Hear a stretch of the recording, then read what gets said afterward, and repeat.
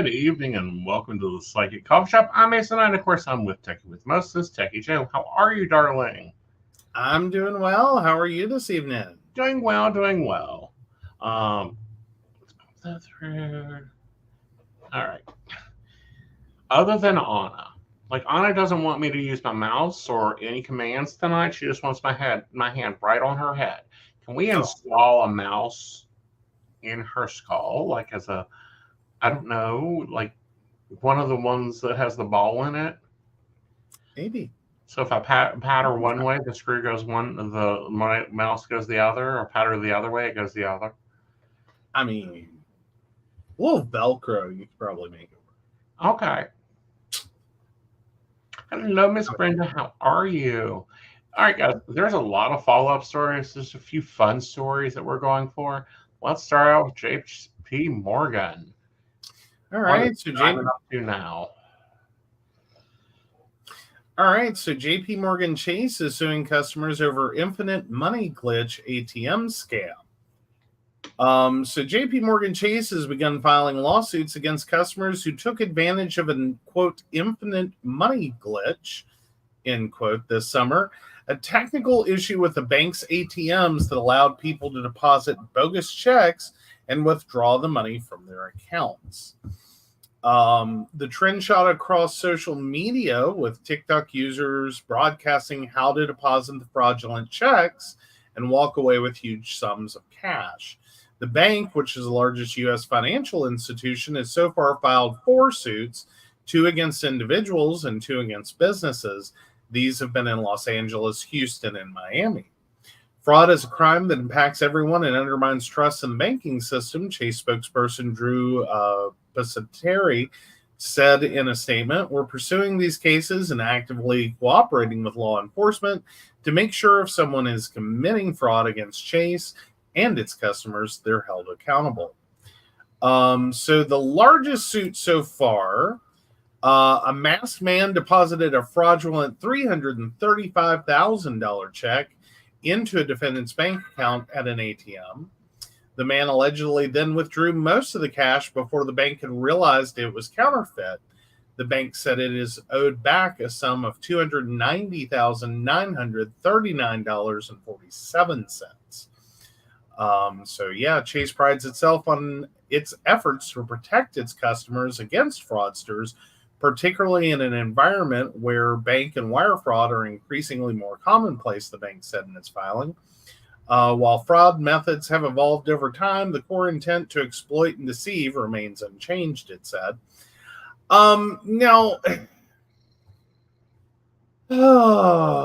Again, going back, because we have covered a little bit of this one.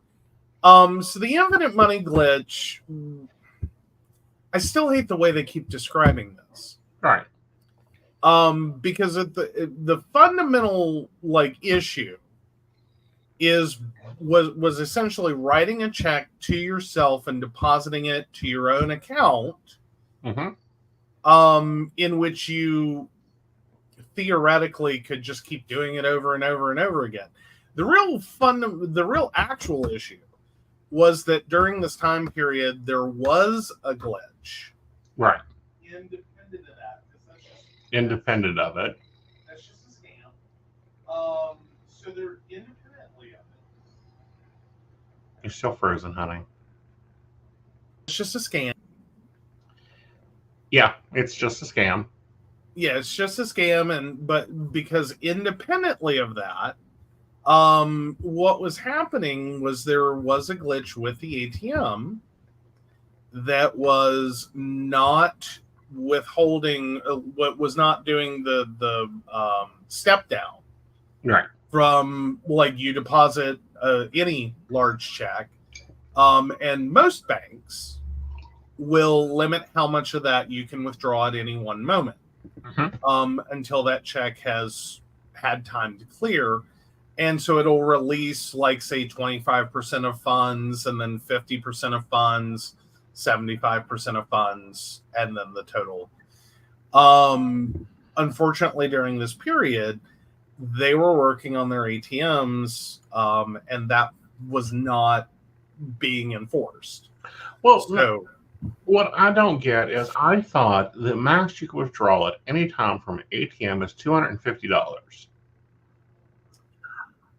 No. What? Short answer, no. Wow. Now, there are banks that have chosen to enforce daily spending limits, daily withdrawal limits, and other certain limits on your transactions because they're connected to fraud. I don't think I don't remember J.P. Morgan Chase necessarily being one of the banks that did this or that was still doing. I think they're pretty wide open. Your money is your money is your money. And if you want to deposit, your great big giant lottery check and it has cleared, and you want to withdraw it, then your only limitation is can the ATM do it? Okay, so our ATMs must not carry that much money. It can be it can be an issue of the bank itself and the spending limit on the card, and the withdrawal limit on the card. It can be your bank's ATM and its limitations, and how often they expect to service the machine, so how much they limit per transaction, and especially in some instances they may only apply this to certain ATMs based on neighborhood and location to discourage people from encountering crime. But now what you can also encounter is that there are sometimes limits imposed when you're using a different bank's ATM. Okay. Is that for non-customers of the bank, you may encounter limits. Okay. Because I know we hit limits all the time. Like we can only withdraw, I think it is 250. Yeah, because we used to have to do 2 ATM transactions when we paid car payments in cash. Okay. No, I mean, well, but again, it depends upon what ATM you were using. But yes, our bank does have limits. And I think they're even, and that may not apply to our specific account type. I know, like my dad's account, he could set very specific limits with the bank. Oh, cool. Like he couldn't exceed their limitations, but he could also, and he did, severely limit what could be done with his card. So like I think Dad's daily withdrawal limit was like $100. Because quite frankly, he couldn't imagine many situations where he needed more than $100 in cash and didn't plan to write a check. Right. So he had that limit on his card, but his spending, he could effectively go run it for whatever the hell he wanted to. Wow. As long as it didn't exceed some banking limit. Which generally, as long as you have an available balance, I don't think I would have to double check. It's not like we run into it often. Right. You know what I mean? Like it's not often that you have that you're, for most people, right, gonna be going out and trying to spend thousands and thousands and thousands of dollars. Right. Usually those limits are pretty liberal. The last time I actually had a massive issue with it, and this has been like 20 years, was North Carolina State Employees Credit Union. Was my bank at the time, and the University of North Carolina at Greensboro. And let me tell you, the nightmare of getting a check from my father that I had to deposit and then try to go pay my, enrollment, tuition, and fees. And having to remember to call the bank first to release the limit and then hope they actually did it correctly. So I could stand in a giant line on the last day possible, because it always worked out that way because they didn't give you a big window. Right. To go in and make that payment just to have the card decline. Mm-hmm. At which point, the very kind, not, but the very kind, forget what the name of that is. I keep wanting to say everything but it. Anyway, the payments office. Right. Would require you to exit the line. Right. And so so there I am having to step out, try to call the bank, figure out what went wrong, what happened this time. Did you not release the funds yet? Did you not, like, what's wrong? Right. And trying to go through this hassle every flipping time. Right. Something happened. I never once walked through, like, got in that line, Mm-hmm. went through the line once, swipe, and left fully paid. Not once. Right. In 4 years. Always something. Yeah, it's always something. There's a few, like our bank, like I have repeat transactions. Like every month these transactions run. Our bank hates them. Oh, yeah. Yeah, my poor Jim, like I just tell them keep running it until it goes through. Pretty much. In some instances, it just is what it is. Right. But no, and we have seen more glitching since the storm went through. I know they've had to work kind of heavily to get caught up from that, as well as potentially having some issues with that. Right. Well, hey, Ashley, we always welcome audience interaction. Yeah. So yeah, but no, it's just right. The limits are fun. They are. They always seem to hit you at the dumbest points. Like our bank's other thing, and it's part of their fraud system. Right. Is they like to keep you within a certain radius of your home area for your transactions. And pretty much it's kind of like the West Virginia area. Right.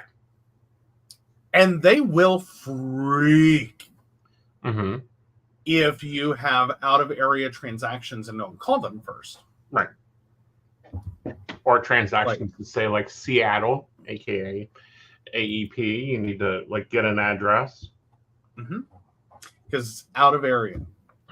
They especially get really wonky and will cut off your card quickly. If you are and it happened to me, if you have like a series of transactions and one of them pops out of area and they're really close together, because what was happening with us was our local Big Lots.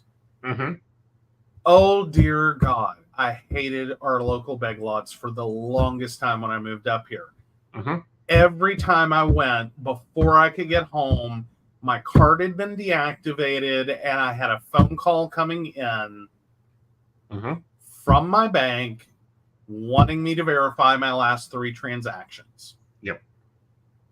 And it's like, and it took me a while to get it. I was like, because what would end up happening was there was a particular day we were going, and like we were getting deposits in, and so we were, it's like go run to Walmart and pick up some stuff and pick up a week's worth of cigarettes and fill up the car with gas and get a car wash, and like I'm just doing a lot of activities that day. Right. And so my last stop, every time I stopped at Big Lots, it was always the last stop. And before I could get home, so meanwhile, I've got groceries in the car, I've got, right. And my phone's ringing. Exactly. And so what it came down to, when they set up the point of sale system, the POS, at this Big Lots, they didn't change or didn't properly set up the address information for it. Mm-hmm. So it was like, you know, Fayetteville, West Virginia, Fayetteville, West Virginia, Fayetteville, West Virginia, somewhere in fucking Arkansas. Mm-hmm. Or wherever. Like, it was literally like the corporate address, and I think it's Arkansas. Yeah. No, that's Walmart. That's Walmart. Yeah, that's Walmart. Yeah.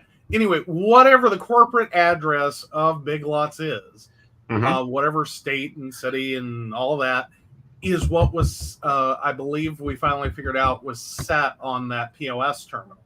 Mm-hmm. And so it would ding their scam system every single time and lock my card. Right. And see, that's why when this occurred, I was like, how the hell are they doing this? This is not how this works. All right. So we may have identified why people are getting sick from McDonald's. Oh. Well, I don't think that's a huge number of witches, Marks. No. All right, there we go. Let me get the right one up. So the Quarter Pounder is back at McDonald's without the one topping that may have caused the E. coli outbreak. Here's what consumers need to know about the return of the Quarter Pounder. It's going to be onions. It's going to be onions, because if it were the meat, there's no way it'd be bad. Right. So the Quarter Pounder is back on the menu at McDonald's. Last week, America's most popular fast food chain was the target of a food safety alert sent out by the Centers for Disease Control and Prevention, which stated that the Quarter Pounders were potentially responsible for a multi-state E. coli outbreak. As Food and Wine previously reported, nearly 50 illnesses had been reported to the organization across 10 states, including 10 hospitalizations and 1 death connected to the outbreak. As of October 24th, that number grew to 75 illnesses in 13 states, with 2 customers developing hemolytic uremic syndrome, a serious condition that can cause kidney failure, according to the FDA. However, as of Sunday, the chain reintroduced the burgers to its nearly 900 restaurants affected by the outbreak, representing about 20% of all McDonald's restaurants in the U.S. They will, however, be served with one menu item missing: onions. So, quote from, from McDonald's, the issue appears to be contained to a particular ingredient and geography, and we remain very confident that any contaminated product related to this outbreak has been removed from our supply chain and is out of all McDonald's restaurants. Cesar Pina, the SVP Chief Supply Chain Officer, North America at McDonald's, shared in a statement posted to the company's website. Yep. So you can't get onions at McDonald's anymore. Darn. Well, for right now, it'll probably be a while. Yeah. Like, they're going to find a new supplier. Are they going to do a whole new supplier? Yeah. I think they fired Taylor's Foods completely. Really? Yeah. Oh. This CO don't fuck around. Oh, they have decided to stop sourcing onions from Taylor Farms' Colorado Springs facility indefinitely. Mm-hmm. Ooh. Yeah. Ooh. Yeah, and apparently additional food service providers and restaurant brands that received onions from this facility have moved to stop selling and or recall onions. Yep, it was the onions. Why? Because onions are the most absorbent antibiotic out there. All right, now let's move into the huge number of witches marks found at the Tudor house. It's astounding for the discovery. The astonishing discovery. Yeah. So, yeah, the staggering array of witches marks have been discovered on the walls of a Tudor property in England. The carvings, which are formerly known as apotropic marks, were at the time believed to provide ritual protection against evil. News of the discovery, aptly timed to coincide with Halloween, was released by English Heritage, a charity that looks after hundreds of historic monuments, buildings, and sites. Gainsborough Old Hall is a manor house in the eastern county of Lincolnshire that was once visited by Henry VIII and his then queen, Catherine Howard, according to an English Heritage press release Tuesday. The markings were discovered by Rick Berry, an English Heritage volunteer who spent 2 years mapping around 20 carvings inside the grand building, according to the release. These include a staggering array of designs, according to English Heritage, though there's a notable concentration in the servants' wing of the hall. Among the marks found were simple circles that ordinarily would have been expected to have a six-petal design inside, known as a hexafoil, to trap demons. One theory is that the petals may have faded away or that drawing them would have been beyond the skills of the carver, an English Heritage spokesperson told CNN in an email. Also found were overlapping V's known as Marian marks, as they're believed by some to be a call for protection from the Virgin Mary, and a pentacle that was used to protect against evil. Yep. Sorry, they have it, and it may just be a different English word that means the same thing. Right.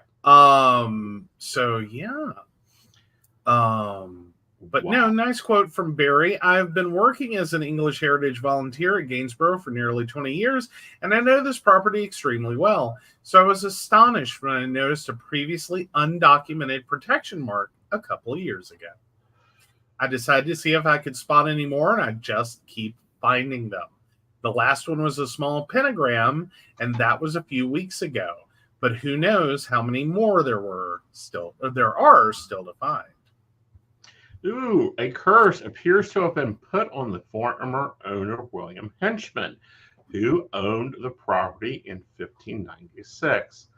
It was his name that was found written upside down, the release ads, and the marks were probably made around the time. The charity wrote, an X defacing someone's name is widely believed to mean to curse the person, though it is the practice more commonly associated with Roman and Anglo-Saxon period has never previously been found in English heritage property. You need to look closer. About 15 bum marks, which were to protect against fire, were also uncovered on the property. This is real witch history. Totally real witch history. Totally great to be finding this, because there's been a lot of disqualification of what is classified as Indo-European witch history. Of oh, well, that couldn't have been a thing. Oh, that's not a thing. Here it is. Here's the practices. Oh, the pentagram. Yeah, it's been used. We used it way before y'all did. Absolutely. So yeah. But no, that's an interesting find. It's kind of one of those moments of like, even when a house is really old, historical, and well documented, it still holds surprises. It does. And I find it interesting they're just now finding this. Like, my question is, did they find it and ignore it? Okay, so you got a couple of questions here from Ashley. Awesome. So the one related to what we were just talking about is, what about leather magic ritual? Leather magic works. Leather is a perfect binding agent. It's a perfect, like, if you're wanting to do not work with long-term protection work. Like, I would be very particular in the type of leather, because of course leather is made out of a few different hides. Example, if you're wanting prosperity and you're using leather, I'd buy rabbit leather. If you're wanting, just traditional, like you're wanting to bind or you're wanting to force something in your direction, use cow leather. Be careful, don't use horse leather. Horse leather can be like very taxing, and then you have to go into the deity principle. Example, deer leather, the Morrigan. That makes perfect sense. Cow leather, the Morrigan, does not make perfect sense. So be aware. Yeah, like take in all your principles, your practices, all your, correspondences there that you can on any direction, and of course, fair source it. meaning you're not killing a rabbit just for the leather. Absolutely. All right. So Ashley's other question, and this one I get an interesting response from you. So Ashley 12877, can you describe the perfect man for me? Yes, I can. Here we go. All right.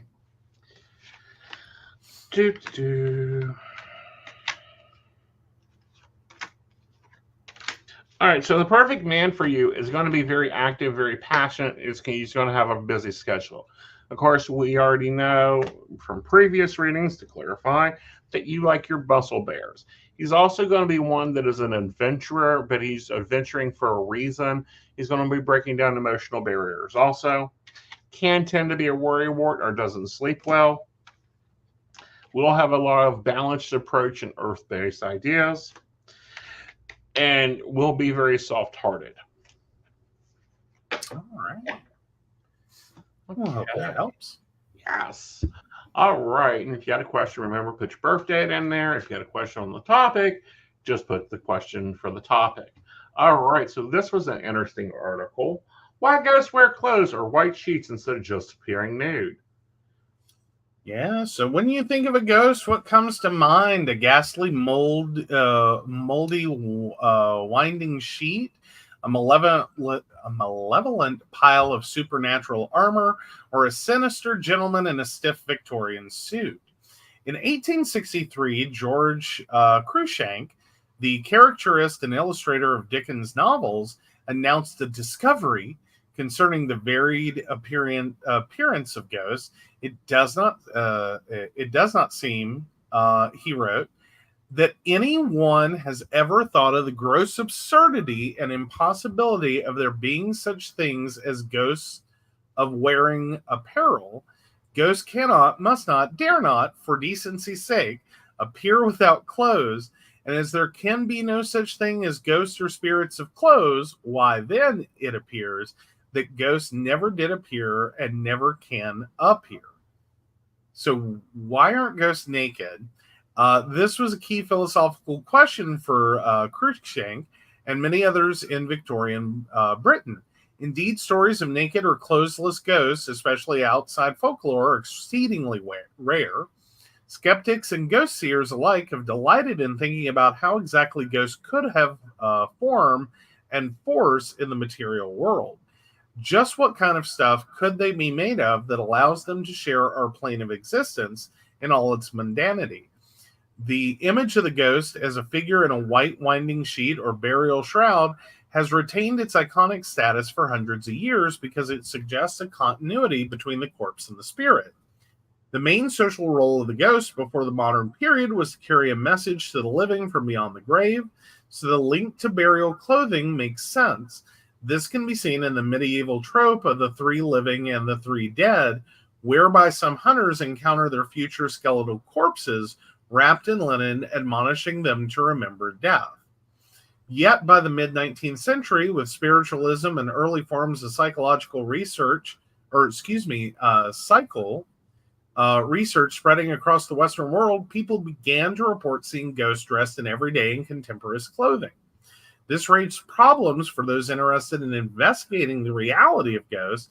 If the ghost was an objective reality, why should it be wearing clothes? If the tenets of spiritualism were true, should the soul, which has returned to visit the earth, not be formed of light or some other form of ethereal substance?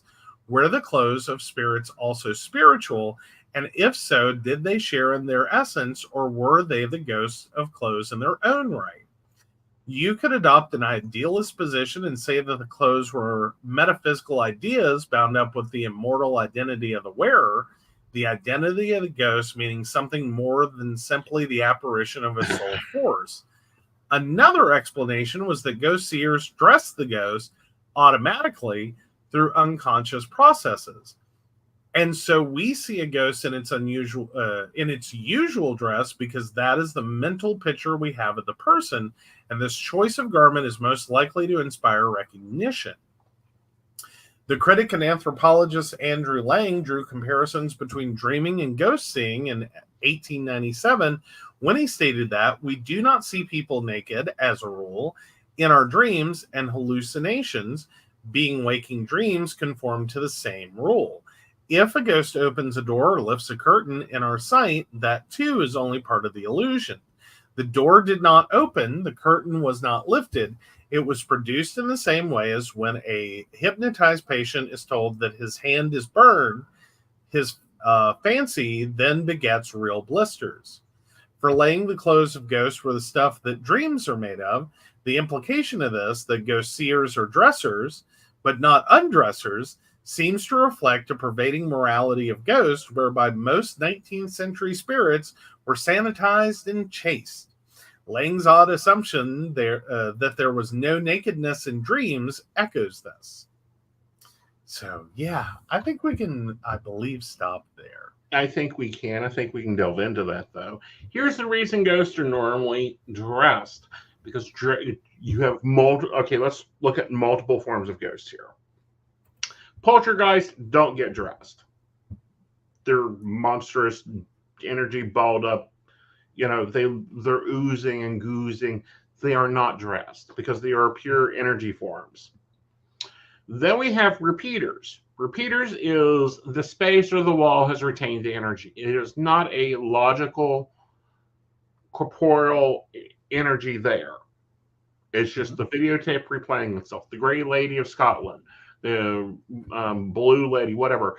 She does the same thing repetitively every night, every whatever. So she wasn't naked. She was in a gray outfit. She was in a blue outfit. It's a repetitive thing, but there's no consciousness there. You can't stop her and go, so what's your unfinished business here? Then you have your other, your spiritual trapped bodies in limbo. We don't bury our dead naked anymore. We've never buried our dead naked technically. We've always wrapped them in a shroud, dressed them for burial. They are going to hold on to that energy. Okay. Does that make sense? Well, I mean, I kind of end up with questions about how many spirits there would then be that are in ill-fitting clothing. Right. Because one of the oddball secrets I happen to know about morticians is that they don't often exactly dress as we would think of a body. Right. That in many instances the back gets cut out of garments, and while they look great, they're mostly just it's a front appearance that looks good, and the back is just tucked in.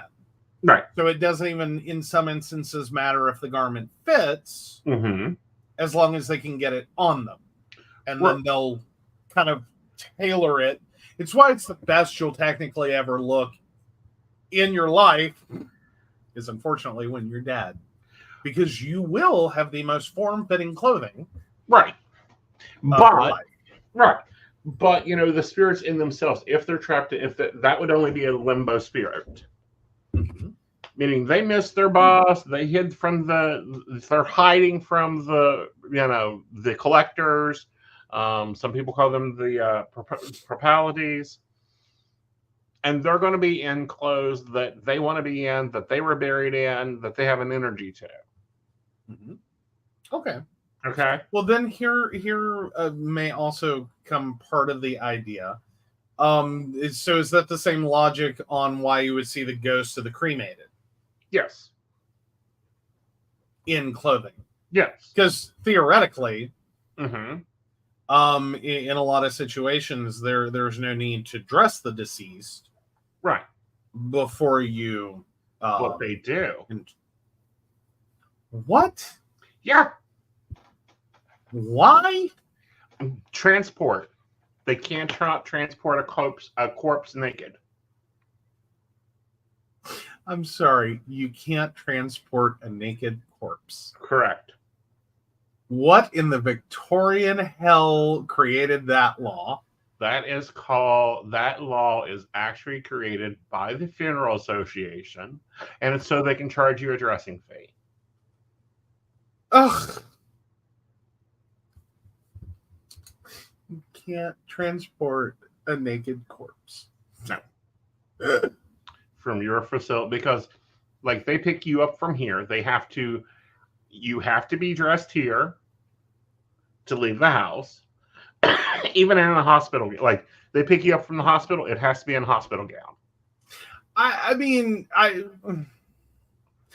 would assume that it also, like, I would figure that would be kind of like the point of a body bag.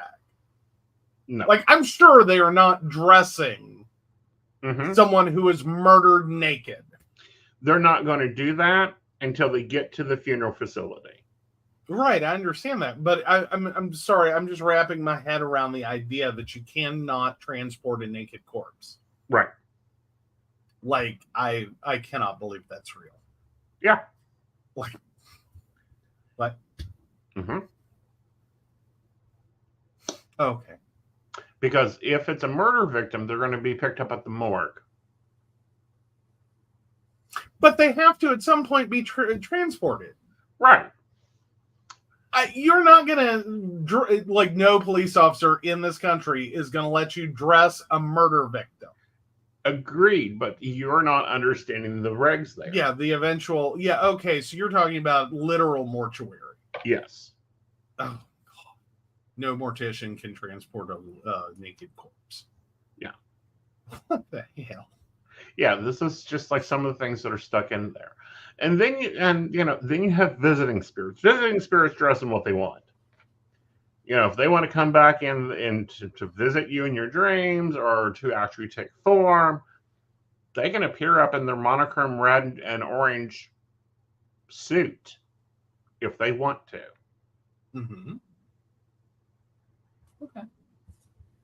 Okay. So, yeah, technically there are no naked ghosts because ghosts get trapped into everything. So you should always wear good clothes. I literally think I want to try to come back as a ghost just so I can be a nudist. The naked ghost. Like, y'all heard about the gray lady. Let's introduce you to the naked ghost. The naked bear. That works. Yep. And I think in my own, like, sense of, like, I'm dead. What are you going to do to me? I'm haunting a school. Just for the that is so effed up part of it. Well, you're going to have to form a energy connection with a school. That's fair. Well, now I'm never getting one. I just said what my plan was. Yeah. No school's going to volunteer for this. Meaning, like, you're going to have to go be a teacher. No. That's how I end up haunting a prison. Yes. Like, I will quote a student who called my office at one point. I'm ready to kill one of these little fuckers. That'll be me on day one, like hour one. Like, I have respect for teachers because I can already understand the BS y'all go through. I have self-selected. I cannot be a teacher. Like, it will result in a felony. Yeah. Especially if I've got like 35 of them. Right. Or more. Yeah, no. Felonies will occur. Right. Plural felonies. Right. And it's just like weird. Can I be a janitor? A night janitor? Could I do that? Can I get hired as a night janitor of a school? Yes. But again, you have to form an energy connection with it. Okay. I'd be a night janitor. I think I could manage. This is kind of a jump. And there's no good translation to it at all. Hi, Sherry. How are you, honey? Hey, Sherry and Ashley. You're very welcome. Yes. All right. So I got interested in this case. I didn't watch the full trial because I just didn't have the mental power for it. Okay. But Sarah Boone was found guilty on second-degree murder after leaving her boyfriend dead in a zipped suitcase. Well, to die in a zipped suitcase. Right. Like, key distinction is, I'm assuming from the title and specific wording, he was not dead when he and went put in a suitcase. Right. He was put in a suitcase and then died in it. Right. Okay. Like, this case is so bad. And it has been Victorian washed so bad. Okay. So after deliberation on Friday, come on, stop with the get the local breaking alerts. I'm not interested. I'm not from your area. Right. After deliberation on Friday, an Orange County jury found Sarah Boone guilty of second-degree murder in the death of her boyfriend, Jorge Torres Jr. Torres Jr. died from suffocation in February 2020 after a medical examiner says he spent about 11 hours inside a small suitcase Boone zipped him in. The couple had spent the day drinking before Torres Jr. willingly and playfully got into the suitcase before bed, Boone testified on Tuesday. Boone trapped him inside, and Torres Jr. was dead by the next morning. Boone's nearly 5-hour testimony was a long-awaited moment in the suitcase murder trial, which had been delayed numerous times before jury selection finally began on October 14. Boone was frequently at odds with her lawyers. Many of them stepped down or were forced out by the woman herself. After Boone represented herself for a short period of time, attorney James Owens took over the case, becoming the 9th person to do so.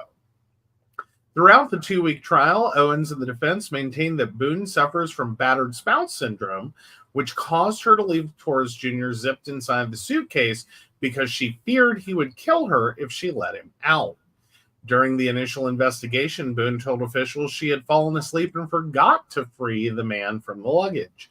However, detectives say they uncovered videos on Boone's phone of the woman mocking Torres Jr.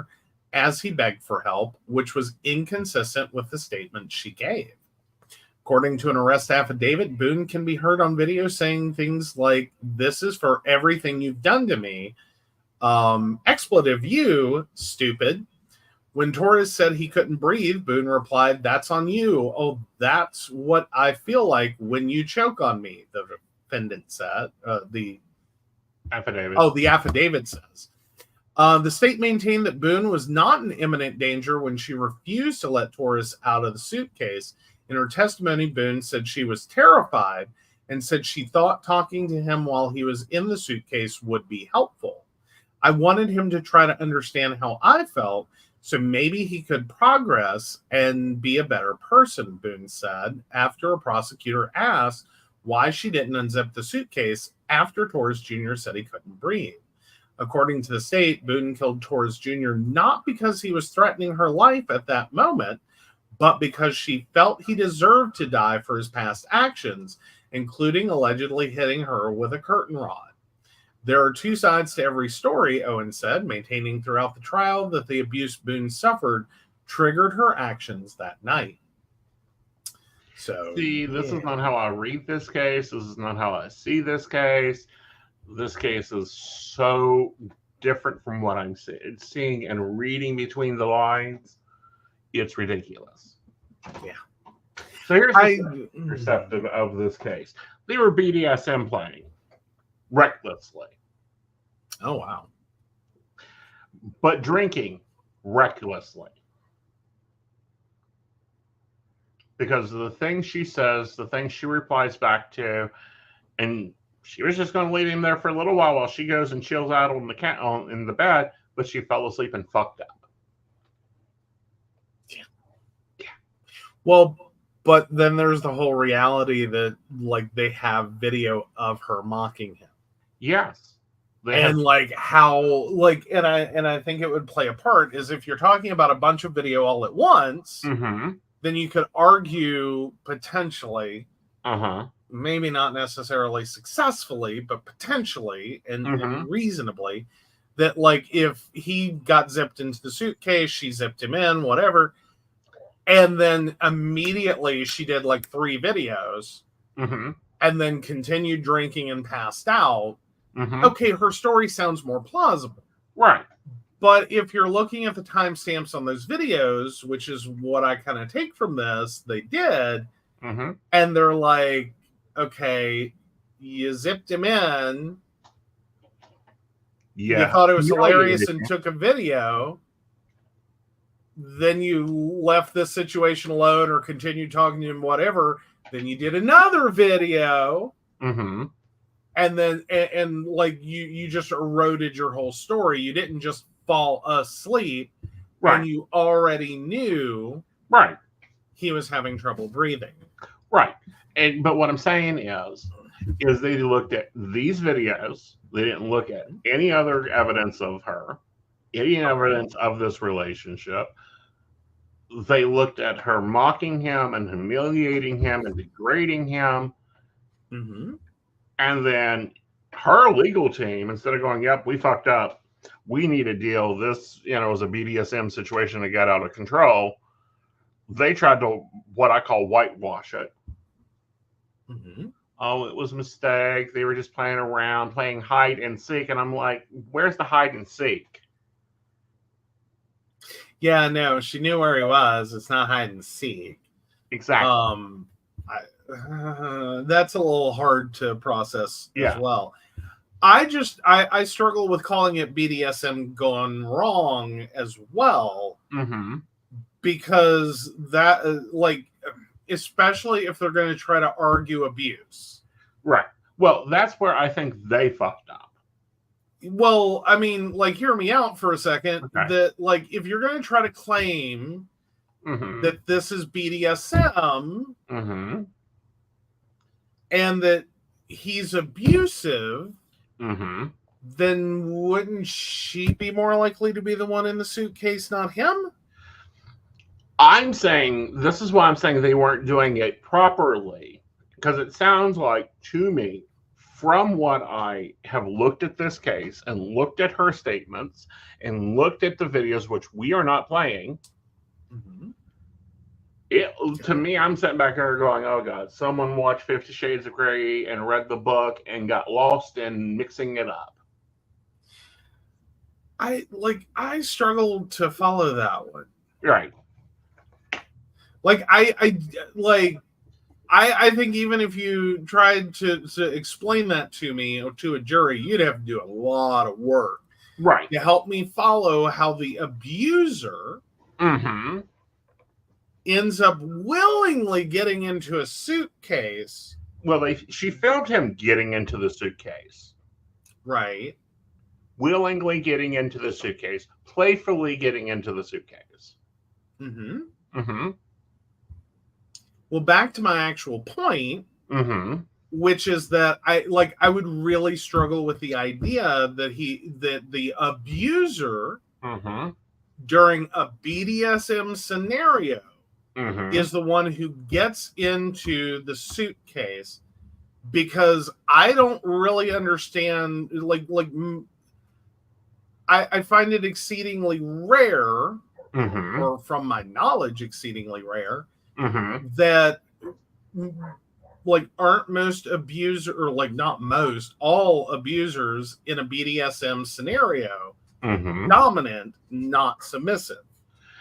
Well, most abusers are not into a BDSM situation.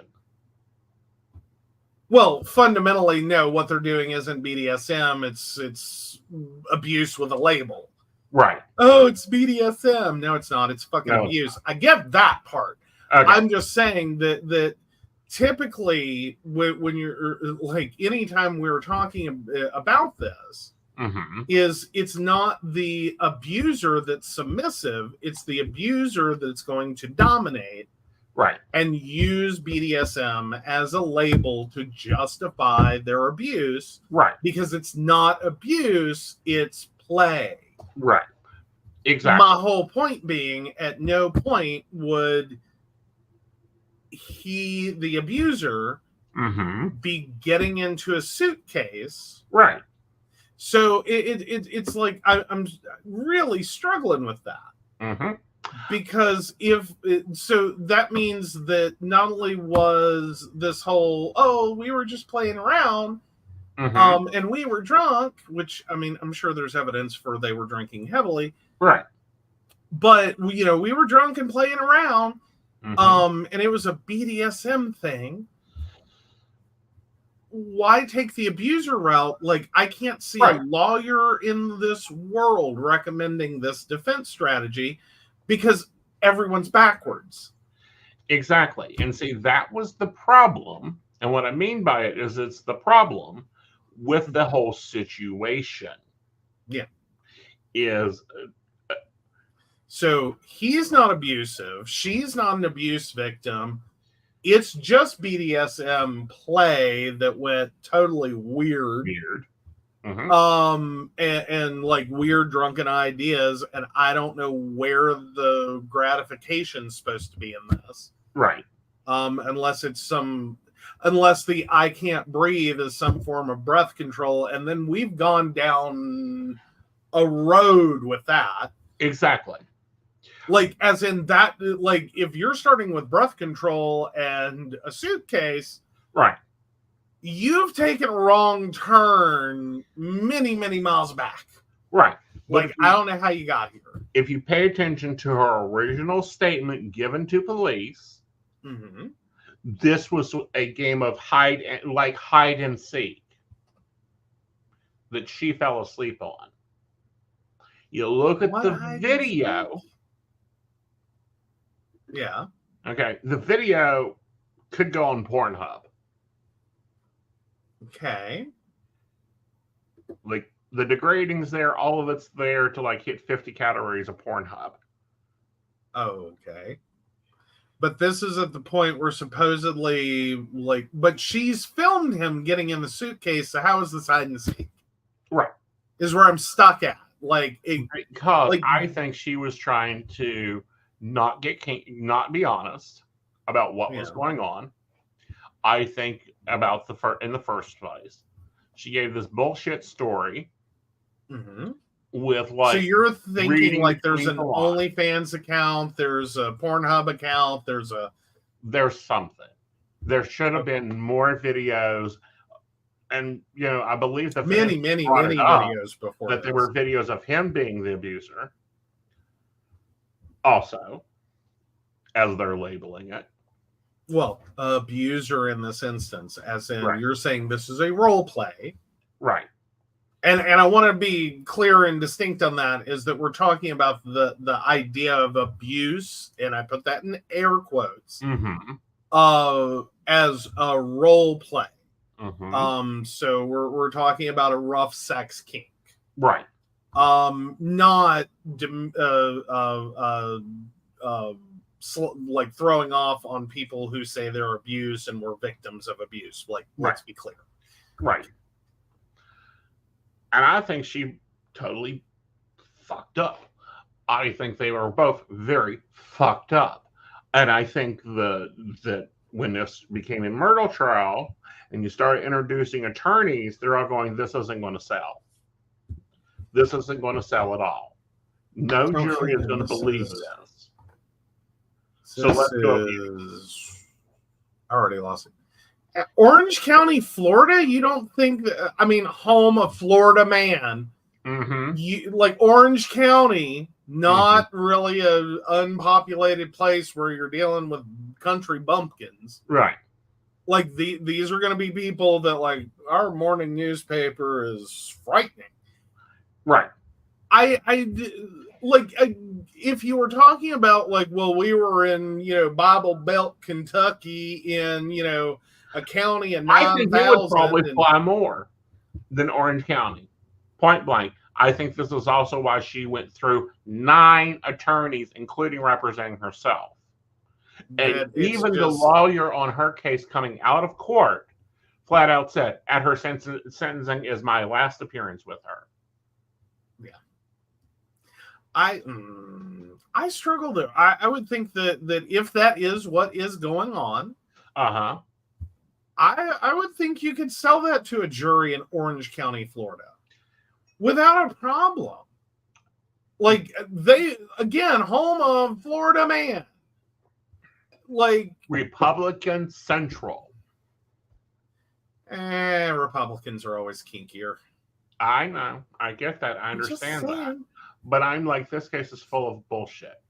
Her side is full of bullshit. His side is full of, like, I had to turn off Emily Buaker, and I was like, I will just take the hot take, the shorts with her commentary in it, because I listened and I'm like, asked her these questions, and I'm like, asked these questions. I know, right? Okay. So, I mean, this is a screwed up case. It is. It was a screwed up case to begin with. It's a screwed up case all the way through, like layer upon layer upon layer. And I'm going, get into real justice, please. Ask real questions.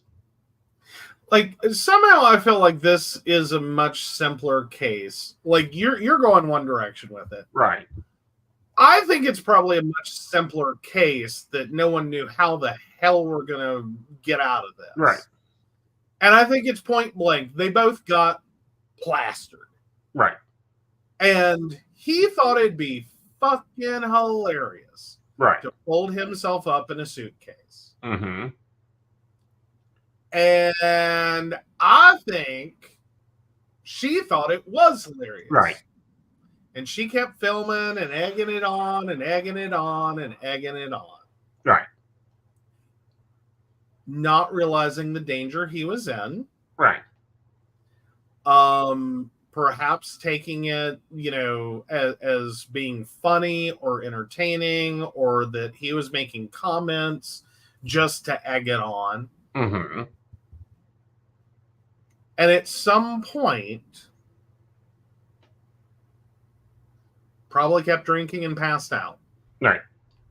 And it's stupid, senseless, unreasonable death, but right. Death by misadventure, I would be, like, if that's the story you told me. Right. I'd probably go not guilty. Like, straight line, that's the story you tell me, even with past abuse, even with blah, blah, blah. Mm-hmm. I think you can sell that story to a jury. Right. Like, it's the dumbest death possible. Right. And I think that's probably where this one lies. For at least I could see that. Mm-hmm. And I think we could sell a jury on that and she wouldn't be going to prison. Right.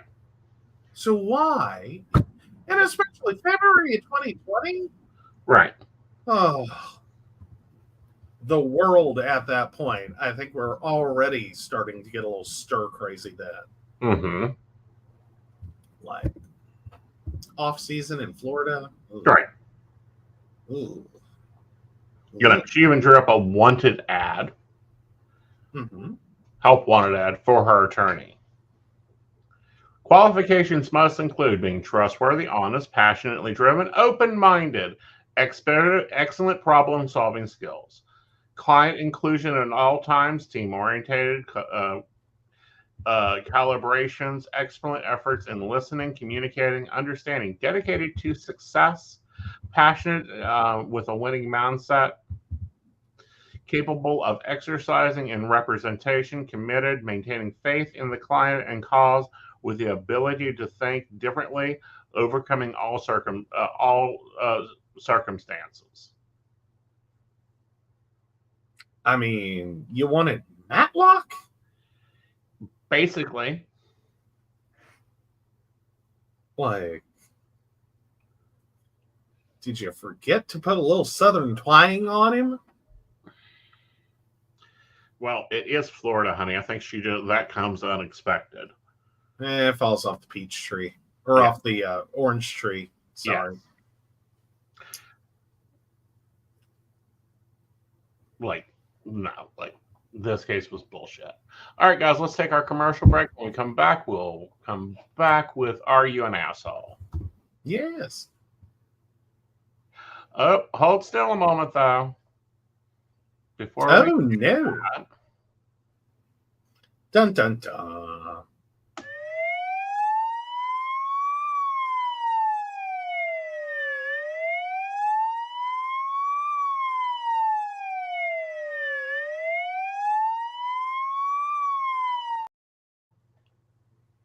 Are you fucking nuts? This is my show. I pay the barista pays me and I pay the bills. This bullshit is bullshit. Do not post it on my show. Goodbye, you're blocked. There you go. All right. So with that, we're off to break, y'all. Yes. Love diving into metaphysical topics, psychic insights, and lively discussions? Now you can help keep the conversation going. By becoming a Patreon supporter of The Psychic Coffee Shop, you'll gain access to exclusive content, behind-the-scenes insights, and special perks just for our patrons. Join our community and ensure that your favorite psychic show continues to thrive. Your support helps us bring more enlightening episodes, special guests, and deep dives into the world of the unseen. Become a patron today and enjoy a cup of wisdom with us every week. Click the link to join the baristas and unlock exclusive content. Thank you for your support. Unlock your full potential with Aeson Knight's life coaching. Are you ready to take control of your life and manifest the future you deserve? Aeson Knight, a seasoned life coach and master psychic, is here to guide you on a transformative journey. Whether you're navigating personal challenges, career transitions, or seeking spiritual growth, Aeson's life coaching services offer tailored guidance to help you achieve your goals. With Aeson by your side, you'll discover the tools to overcome obstacles, embrace your true self, and create a life filled with purpose and fulfillment. His unique blend of spiritual insight and practical coaching empowers you to turn your dreams into reality. Ready to make a change? Book your session today and start your journey to a more empowered, balanced, and joyful life with Aeson Knight. Click the link to schedule your first session and step into your power.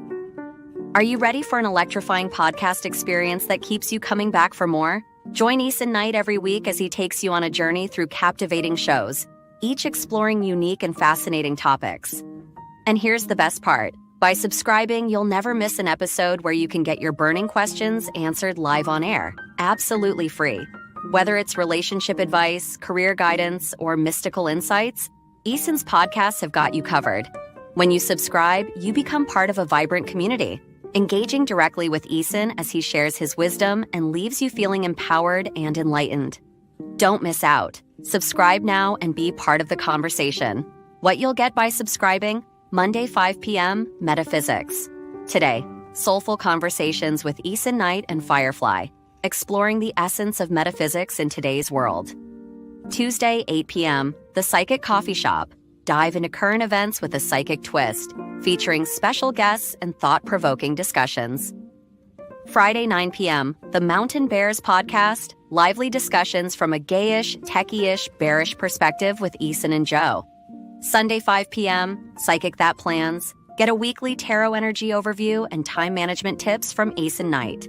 Click here to subscribe now and never miss an episode. By subscribing, you're not just tuning in, you're joining a community of curious minds and ensuring you're always in the loop with Aeson's insightful and interactive shows.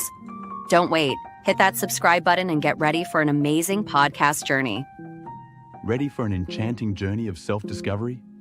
Join Lord Aeson Knight in our Wicca courses. Unveil the secrets of Wicca, explore deity relationships, rituals, and more. As a third-degree high priest, Aeson Knight guides you toward empowerment and enlightenment.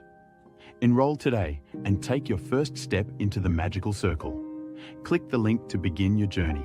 Psychic Saturday. Get 50% off with Aeson Knight every third Saturday of the month. Don't miss out. Book now. All right, welcome back.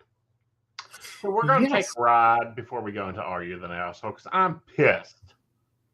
Oh, dear. Let's call this segment Spot a Scammer. All right. All right, so yes, we're over on my profile, and we decided to look up our lovely scammer here. Who's at 105 likes and 134 followers. I wonder how many of them are bots. She is supposedly in Houston, Texas. Money spells opportunities for chance.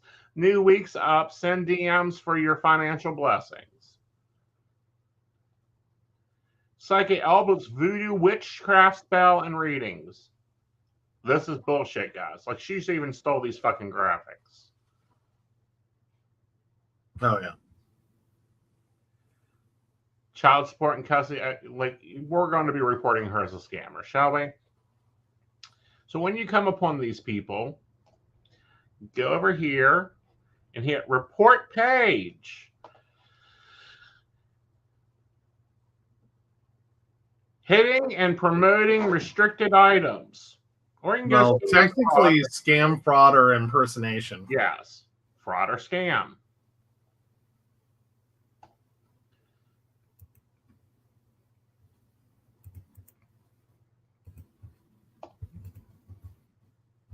Submit. Next. Blocked, hidden, and submitted to Facebook for review. Yeah. Please do that. Oh, yeah. Get them. This is the way you stop these people from coming in. And if anyone DMs you, please also report them. Actual psychics do not DM you for a reading. You book them to them. Yes. All right. So I'm off my broomstick for the moment. Let's find out if you're an asshole. All right. Actually, this was a fun ride to get to Am I the Asshole this evening. This is now my third choice. Okay. My second choice was taken down before I realized it. You're going to have to start screenshotting those. Well, no, I backed out to the list, and it had the opening paragraph, and then when I actually clicked into it after I said blank, I realized it had already been taken down. All right, would I be the asshole for complaining to my roommate about him leaving trash at my desk when my desk is already messy? I share a house with my roommate, but we each have our own office areas. His is attached to his room, but mine is downstairs attached to the living room. As two early 20s men, we can be messy. Our work schedules are different, so sometimes he's home when I'm at work. The other night, I got home from work and saw a bottle and a chip bag sitting at my desk that weren't mine. I made a comment about it, and he said, yeah, I meant to clean that up, but what's one more bottle compared to all the others?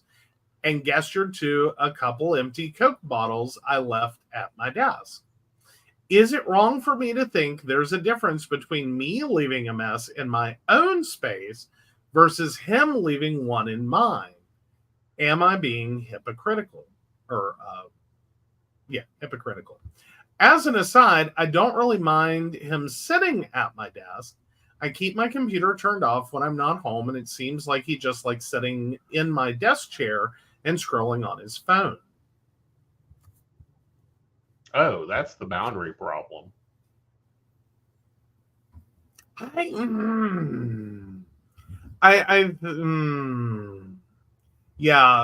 kind of with you there. I think if you'd set the boundary or set a reasonable boundary that, like, I know it's attached to the living room and it's easily accessible, but my office is my office is my office. So we're going to treat it like it has a door. Right. Probably would have saved you some issues here. Yes. Now, that said, even the fact that, you don't really mind him sitting in your desk and scrolling his phone, or sitting in your chair and scrolling his phone, the fundamental issue being that, like, your mess is your mess that you create in your space.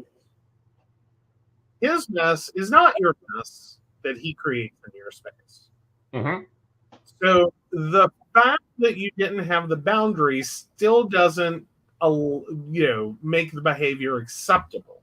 Right. Which is kind of the key part of this, is that I don't care, and you're allowed to, that your desk is already messy. Right. It doesn't make it acceptable to add. Right. It's not your desk. Exactly. Now, there's sometimes a little bit of a mixed concept here. Because some people with messy cars really don't care. Right. If whatever you do in the car, it doesn't matter. Like, you know, they don't care if you like leave trash or whatever. You're still allowed to care, even if it's your own messy car. Right. And most people are well aware, if they want to claim the cleaning moral high ground, that you don't leave messes for others. That's a you thing. Right. So like it goes in the same line of like people who take off their shoes at your front door, even though your house is a wreck. Right. It's still respectful. Exactly. And you know, we've not this time. This time I'm going with not the asshole. I'm going with not the asshole too. But we had this issue. And it really wasn't your fault or my fault. Okay. When we shared the deck in Princeton, I wasn't there half the week. I'd come in, there's stuff on my desk. Not my stuff. Well, because I was also working out there too. We were technically sharing a desk. That's a little different. Yeah. You know, we were sharing. It was very different. And, you know, all it took was me saying, can you get that cleaned up before I get here on Thursday? Yeah. Like, it didn't have to be a difficult conversation. I don't know why his roommate had to be an ass. Right. Which is fundamentally, I think, where this is all at. Right. Now, my problem is him sitting in his desk chair, scrolling his phone. Like, that's where my issue would be at. I think in terms of a chair, as long as you're not like making a mess, knocking stuff over, like, you know, doing anything that's rude or disrespectful to the space, that part I wouldn't really mind as much. Like, I'd give permission on that one. Like, I if you wanted to go that far, I would be like, you know, if you want to sit in the chair, that's fine. I don't care. Right. Like, if I'm not here, you know. Right. Knock yourself out sitting in the chair. Right. My other suggestion is make that space that's attached to the living room as far as independently as possible. Put in some bookshelves, like block that space off. In closing. Yep. So the poll is up on Aeson Knight's YouTube. The link is in the chat if you're not watching over there. Yes, we do simul stream, which means we're on multiple channels. Now let's hop over to the psychic Reddit comment question. Yes. Are there therapists, psychologists that believe in our abilities? So I once went to a therapist as I was feeling depressed about a few different things that happened to me over a certain amount of time. Saw her for a few months and felt better and don't need to go back, yet wouldn't choose her again. It is because I talked to her about my abilities and all confirmations I've had from clients and just people I help free, as I don't always charge. Anyhow, she made me feel uncomfortable to share things with her that were psychic related. Have you ever met a therapist that actually believed in this stuff? Would really help when someone is feeling down but has real proven abilities, not to feel judged by the person who is supposed to be helping. I have. Actually, there's a number of psychics that are therapists by day, psychic by night. It's a vetting process. Now, if you're doing this at a certain level, you have to go above your normal run-of-the-mill therapist. You need to go to a therapist that sees therapists. Mm-hmm. Does that make sense? Yeah. Yeah. But no, like, it's really a screening process. Mm-hmm. Yeah, and even some of the commenters are like, yep, I'm a therapist. Yep, I'm a therapist. Yep, I'm a psychologist. Like, you got bad luck at the draw. Yeah. Like, but I thought you could take a moment and talk about finding therapists that fit you. I think that's part of the unfortunate realities of therapy for anyone. Right. Is that regardless of what your life situation is or what's going on in it, the first time out of the gate is like throwing a dart at a dartboard, blindfolded. You don't know what you need until you effectively do it once and find out exactly what you don't need. Or start to realize over time that this isn't working. This is a little problematic. So the harsh realities are, it really is, or can be, a very like hand in glove fit kind of moment. Is it's very specific, it's very unique, it's very, and sometimes the same therapist for two people can be two totally different people. Right. Sometimes your therapist doesn't like you either. Right. Point blank. They don't know what the hell your problem is, but they don't want to hear about it. Right. Like, and it can be that simple. Not saying that's what happened here. But some personalities just clash. It doesn't matter. Right. What, you're into or you're doing or what your career is or whatever. Two psychics could go to the same therapist, and the therapist be perfectly fine with one and absolutely dread the other. And perhaps professionally, but still somewhat inappropriately, start kind of giving that off. Right. Which, one of the key giveaways for your therapist doesn't like you can often be that they get very aggressive. Right. And it's one of those things. Sometimes they don't even necessarily recognize they're doing it. Right. And sometimes you'll watch them catch themselves. Like, that was aggressive. Like you hear the words come out of their mouth and you instantly see the recognition. Like, oh, that was unprofessional. I shouldn't have done that. Right. Shouldn't have said that. Like, okay, we're just going to ride this one. Right. Like you see them kind of tense up. Like, I can't believe that just flew out of my mouth. Right. And you have to gauge it by what they said. Right. And whether it feels calculated. Right. Because sometimes, and this is on the total opposite end of the spectrum. Right. Sometimes you can have a therapist that actually really likes you.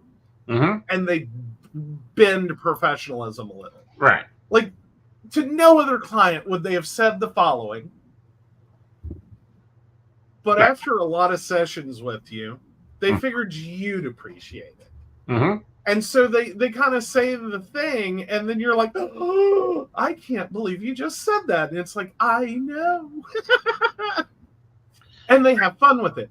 So you kind of have to gauge by, like, where are they after? Are they like, ooh, shouldn't have said that, shouldn't have said that, shouldn't have said that, shouldn't have said that, shouldn't have said that. Oh, get me out of this session.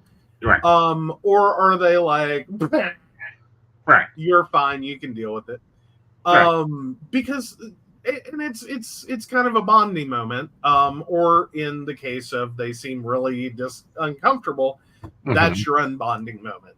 That's when they know, even if it was unintentional, what they said should have been an internal thought, not an external statement. Right. And it does happen. Like, they're trained to be very professional in many, many circumstances. The unfortunate reality is, as good as they are at it, everyone breaks. Right. Everyone has a slip of the tongue and just, they have a bad day, it flies out. Like, they're not infallible. They're not. And the reason I say if you are at a professional level serving as a psychic, you need to go to a therapist that sees therapists, because we know that they will be able to call bullshit. Yeah. Well, and more importantly, see through some of the masking. Right. That is professionalism. That's, right. But I will say, even for psychics, it happens. Right. Like, quite frankly, in what I've experienced in terms of different events and everything, is every once in a while, even the most like calm, chill, just not Aeson. Not me. Yeah. But no, the most calm, chill, peace, love, and light. A client can hit them the wrong way, and it's like, get the fuck away from me. Right. And that calm, chill, whatever is gone. Right. And like professionalism's out the window. You're not my client. I'm not being professional with you. Get the fuck out. Right. Like, how desperately do I need your money? Oh, I don't. Like, Right. there's, Right. I've seen it happen, and it's Right. It can be really alarming when it's someone who's just always so level and just like they're a very zen personality. Have that switch flip. Then it's like, nope. This is bad. Get out. I'm done. Get away from me. Don't know what's wrong with you, but I want no part of it. But no, there's also like psychics that will see other psychics, and there's some psychics like, nope, you read, I ain't reading you. That's true too. That's a pretty common thing. But you can see that in psychology as well, as like, I'm not fighting through this headache. Because this is just going to be a round and round and round. We're just going to beat each other up. Right. With like the tools of our toolkit. Right. So like, no, let me go deal with the normies. Like, right. I'm gotta get no. Yeah. But yeah, it's a unique experience there. In both professions. It is. And we interlink so much. Yeah. And none of this is to be confused for you as a client necessarily acted inappropriately. Right. Now, I will tell you, there is no psychic I have ever met. Not a one. That will put up with your shit. Like, don't hit on your psychic. Don't hit on your psychic. Do not say inappropriate sexual things about your psychic to your psychic. The same, in case you were impressed to know, will always apply to your psychiatrist or your therapist. Like, that's across the board. That's already, most people, I think, get that one for psychiatrists. Right. I find it interesting. Some people really struggle on their psychic and maintaining like their client side professionalism. Because I will say every psychic that I've ever seen has already dealt with this, and they will give you some corrective guidance. The first couple of times you say something that's borderline. Right. And after that, you will see all of them be like, you're done. You're done. Right. Like, I'm not a whore. Please stop. Right. And the number of times I've had to check clients. Okay.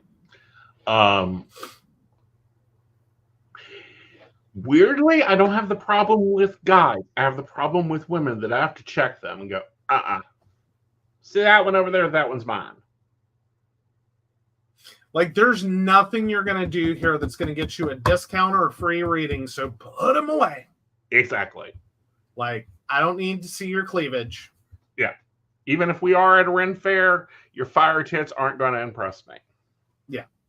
The only thing I want to ask is, so who's your tattoo artist? Yeah. Just say it. Just putting it out there. Mm-hmm. But no. It like, and there's some things you guys will overlook because Mm-hmm. Right. that it gets done. That some of it is like just manipulation. Mm-hmm. Like it's flirting. It's not necessarily inappropriate Mm-hmm. per se. Mm-hmm. And it's not even worth correcting. It's like someone's inbuilt, like, this is how I navigate the world, is I flirt with everyone. Right. Okay, we deal with that. Yeah. And there's a different energy. Like, there's a different energy when it is like casual flirt that occurs naturally. Hello, everybody. It occurs naturally. Versus, and you've confused what you've paid for. Well, right.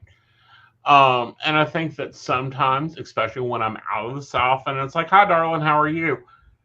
It gives them a weird signal. And it's like, no, honey, this is how I talk. So you're going to have to attenuate your settings. Yes. Flag. All right. So let's check and see what our poll is. Oof. Of course, we knew this would be a grand slam, and it is a grand slam. No, you are not the asshole this week for telling your roommate to pick up his own trash off your desk. Hey, not the asshole. Good deal. I don't know. Every once in a while, you might hit a neat freak who's like, nah, if it's already messy, it's already a trash can. Why would I clean? Yeah, that's when it's like, dude, your rent just went up $300. You know? Yes. All right. So let's pop it over. Yeah, so of course we want to thank Beverly Walker, Mika G, Brenda, Joan Owen, Shannon C, Shannon D, Lady Gwendolyn, Caitlin Bell, Devin, Bella, and Maria Meyer. If you'd like to learn more about us, the show, or how you too can become a Patreon sponsor and receive all the wonderful benefits our baristas receive, please visit us at pcspnetwork.com. Yes. And also, remember, I will be going live on TikTok tomorrow night at 8:30. And I've got most of the day off, but you can book appointments when available. And with that, good night, we are probably on time. Exactly. Alexa, stop.